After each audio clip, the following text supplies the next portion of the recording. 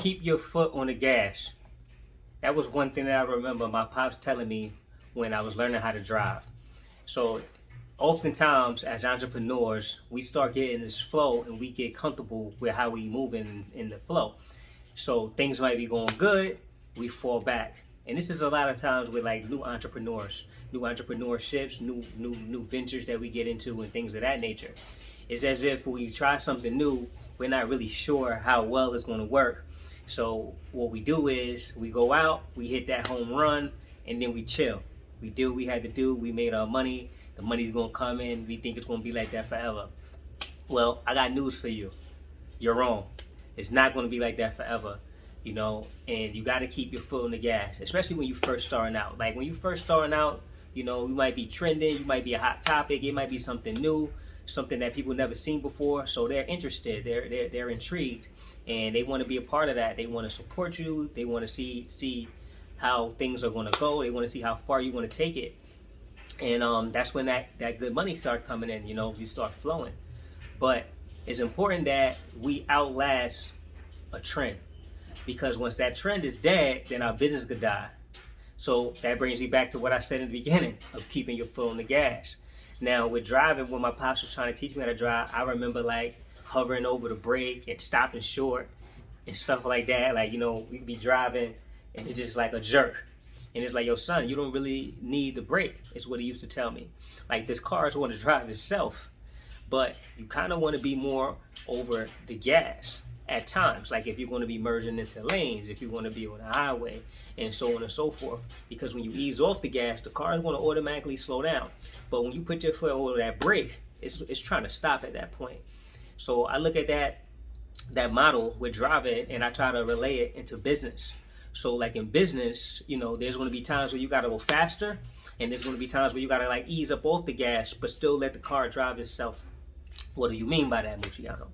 So like with my business, Boykin HVAC, of course, as an HVAC company, we're busy in the summertime. So I'm on the gas, 90 miles an hour. You know, every time I turn around, my phone is ringing. People need something. They want new units installed. They want quotes, so on and so forth. But then when we start going a little bit in the winter season, although I do heat as well, it's a little slower.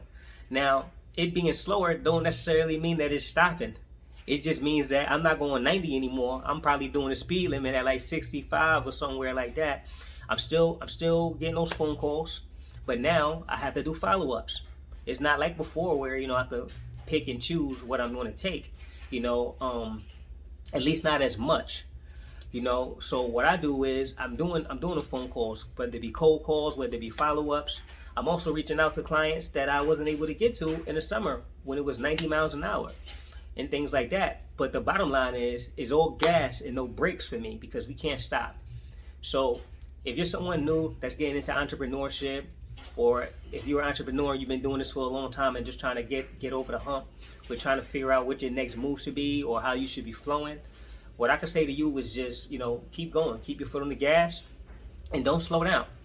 Start figuring out what's going on in your industry, where, you know, you could be learning more, or you could be doing something that is trending, but also where you could also be doing something that's unique to your company or your business, so that like you're the only one out there that have that to offer to your clientele. You know, in the HVAC world, you can offer 24-hour service, or you can offer contracts where, you know, parts are included under a certain amount. There's all different type of things. You always want to have competitive rates. You know, for me, I'm not the cheap guy. I'm the other guy when it comes to my HVAC business. And what I mean by that is, oftentimes if you're the cheap guy, you get cheap clients. I don't want that. Like I want luxury clients, you know, because I offer a luxurious service. And that's what everything that I do, any and everything that I do. You know, you guys see I got this Racoma machine back here. This is another one of my business ventures, and the same thing applies. You know, it's going to be fair, honest pricing, but it's not going to be bottom line, top, you know, low tier, bottom tier type of work, which means it's not going to be low tier, bottom tier type of pricing. You know, foot is always on the gas. We always trying to strive to do better. We always trying to strive to do more. We always trying to strive to offer our customers and our clientele the best experience that their money could buy, and also the best service that's out there, white glove service. So remember that. Sometimes there are moments where you gotta, break a little bit, regroup, and try to figure out things to see where you going next with your, with your destination, or where it is you're headed as far as your direction of your company. But once you're flowing and you're in your zone, you want that momentum to keep going, and you want to keep your foot on the gas. So just a quick tip from your boy Muciano, signing out.